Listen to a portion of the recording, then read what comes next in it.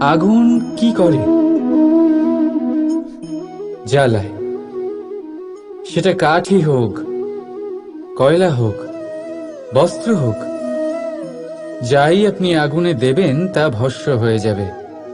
কিন্তু সোনা, যদি আপনি সোনা আগুনে ফেলেন তাহলে তা কুন্দন হয়ে নিজের অস্তিত্ব তৈরি করে। যদি আপনি লোহা গরম করেন তাহলে তা ইস্পাত হয়ে যায়। কেন কেন হয় এরকম?